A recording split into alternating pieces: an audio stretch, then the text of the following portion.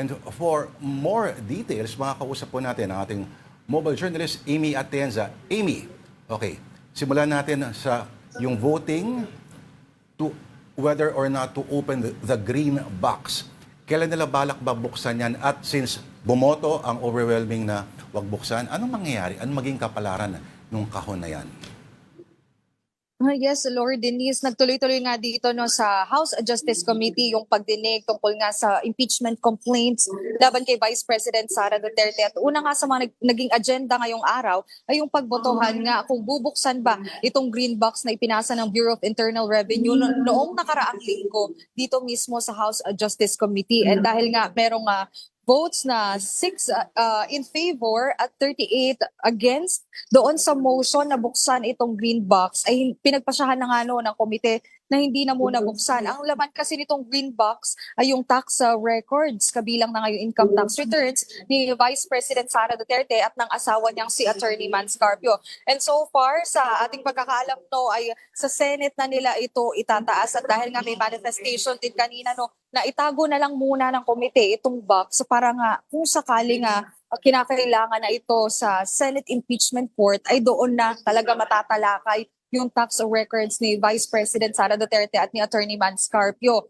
Meron tayong narinig kanina bago din natin marinig mismo yung pop culture reference nga nito ni Sagip Party List Representative Paulo Marcoleta tungkol nga doon kay Piolo Pascual at kay John Lloyd Cruz. Narinig din natin yung iba't ibang panig at yung manifestations ng iba pang mga mambabatas. Una na dyan, si Representative Laila De Lima na siya nga gumawa ng motion para mabuksan itong green box. Kasi nasabing kinakailangan ng araw itong buksan para mas mapagtibay pa yung pag-uusap nila tungkol nga dito sa probable cause na inihahain at inihahanda mismo ng House Justice Committee. Pero para naman sa endorser ng Cabrera complaint na si Representative Benny Abante, sinasabi niya na hindi na daw muna dapat buksan at yun nga hayaan na raw muna ang Senado na mabuksan itong tax records or itong box mismo na naglalaman ng tax records ni na VP Sara at ni Attorney Carpio. Dahil hindi nga daw ibig sabihin na pagkaya nila ay gagawin na nila. So kinakailangan pa daw din tingnan yung mga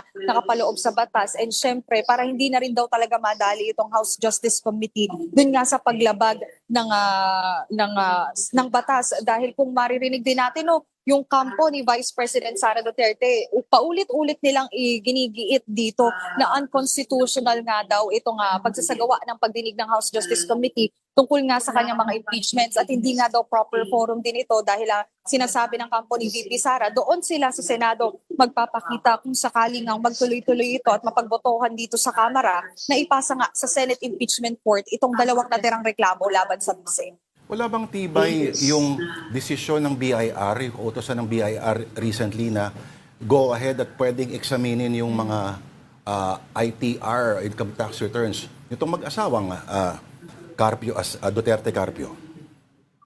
Well, so far kasi ang nasabi din, Lord, noong nakaraang hearing, noong April 22, kinakailangan nga daw ng executive session pa para mapag-usapan nga din itong income tax records at yung iba pang income tax returns at iba pang tax records na nakapaloob doon sa kahon na ipinasa nga nila dito. Pero yun nga, tulad nga din ng napag-diskusyonan dito, pag sinabi kasi din nating executive session, technically closed door meeting siya, so hindi din makikita technically ng public kung ano nga ba yung matatalakay ng House Justice Committee at syempre ng ahensya ng BIR tungkol nga dito sa tax records ni VP Sara at Attorney Mans Carpio. So titingnan natin kung ano pa nga ba yung mapapag-usapan dyan, lalo na dahil parang dito sa Kamara mismo, parang confident naman sila na maitataas ito mismo sa Senate Impeachment Court. So titingnan na lang natin yung magiging botohan din mamaya ng House Justice Committee tungkol nga dito sa probable cause ng impeachment complaints laban kay VP Sara. Okay, Amy, can you briefly talk about the issue of VP's alleged kill plot versus the President,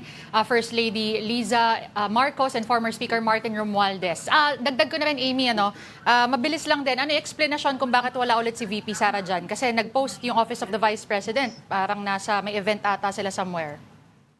Yes, actually, kung pag-usapan muna natin kung nasan nga ba si Vice President Sara Duterte, expected naman na daw ng House Justice Committee na hindi nga magpakita dito si Vice President Sara Duterte dahil explanation na rin nitong kampo nga ni VP Sara na nagkaroon sila ng press conference noong April 23 naman. Ang nasabi nila ay proper forum nga daw ay sa Senado. At yun nga nakita natin sa post sa Facebook ng Office of the Vice President. Nasa Laguna si Vice President Sara Duterte para umattend ng isang particular event.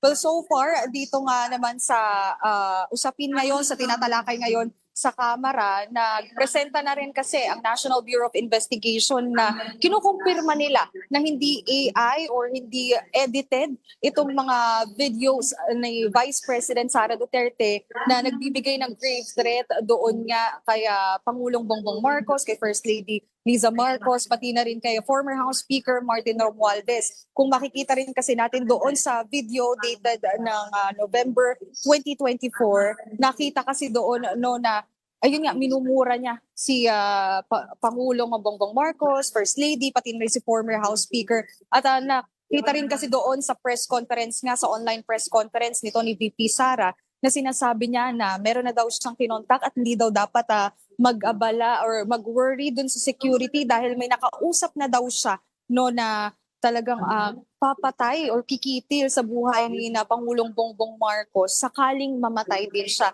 So sinabi niya pa din doon sa statement no na verbatim, no joke, no joke. So yun yung paulit-ulit ding sinasabi dito na hindi naman daw talaga biro itong usapin ng